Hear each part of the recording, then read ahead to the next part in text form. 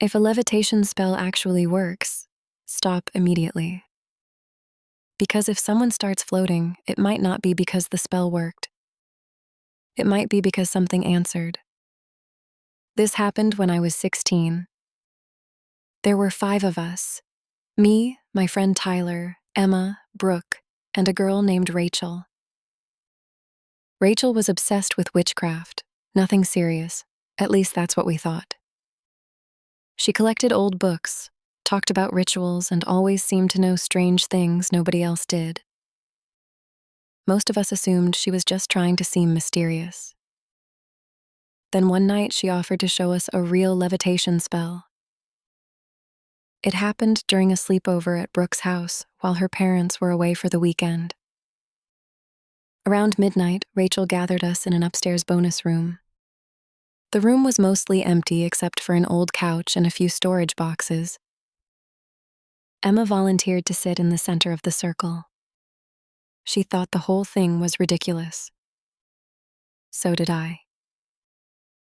Rachel dimmed the lights and told us to hold hands. Then she explained the rules.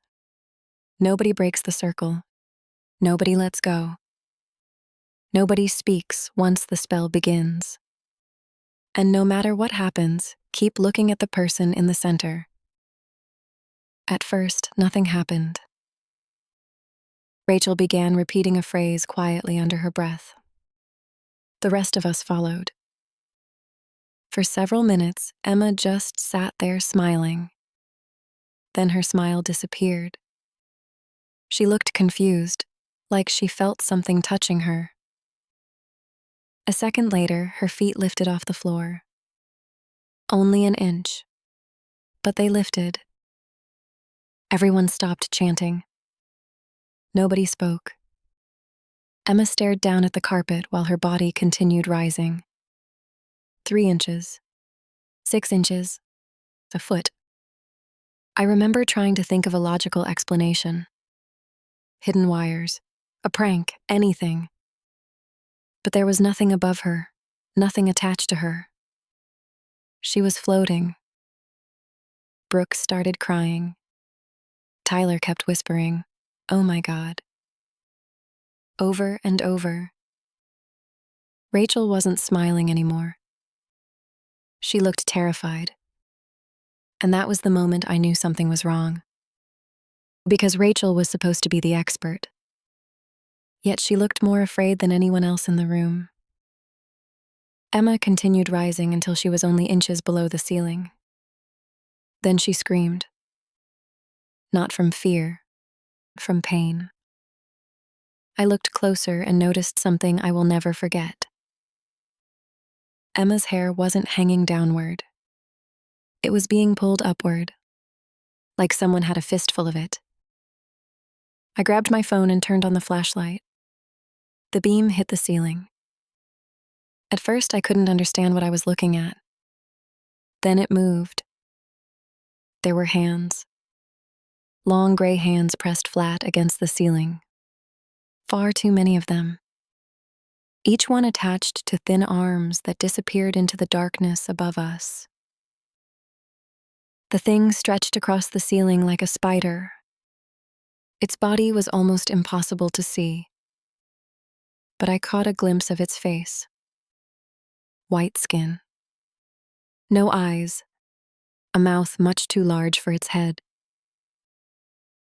Dozens of fingers were wrapped around Emma's hair, shoulders, and arms, holding her up. The spell had never lifted Emma. That thing had. Rachel suddenly screamed. Break the circle. Everyone let go. The chanting stopped. For 1 second, everything froze. Then the creature slowly turned its head toward us, as if it had only just realized we were there. Every hand released Emma at once. But she didn't fall. She remained suspended near the ceiling, completely still. Then her arms slowly reached upward, like she was holding on to something above her. Her expression changed. The panic disappeared. She started smiling. And then she pulled herself into the darkness above the ceiling. There was no attic access, no opening, no place for her to go. But she vanished anyway. The police never found her. 3 months later, I finally confronted Rachel. I asked her if she had ever actually performed the spell before. She stared at me for a long time, then quietly said, "No. I found it in my grandmother's journal." I asked what the spell was supposed to do. Rachel looked away. Then she said something that still keeps me awake at night. It wasn't a levitation spell. It was an invitation. I stared at her. Then why did you have us do it? Rachel looked genuinely confused. Because I didn't know. She shook her head. My grandmother's journal was falling apart. Half the pages were missing. The ritual page wasn't connected to the explanation page. I thought it was just some old trick, some kind of levitation game or illusion. I felt my stomach drop. Then how do you know what it really was? Rachel didn't answer immediately. Instead, she reached into her backpack and pulled out the journal. The cover looked older than I remembered, much older. She opened it to a page that hadn't been there before. Fresh handwriting covered the paper. Not her grandmother's, not Rachel's. It looked like Emma's handwriting. There was only one sentence written across the page. The invitation was accepted. I still didn't understand it fully that night. It wasn't until about a month later, after I kept going back through the journal myself, comparing the missing pages and notes, that I was able to confirm the truth. What we did wasn't a levitation spell, not even close. If you have made it this far in the video, thank you for watching the Midnight Archive.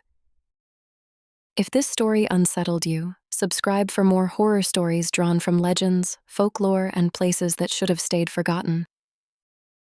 And if you were ever thinking about trying anything like spells or rituals yourself, be careful.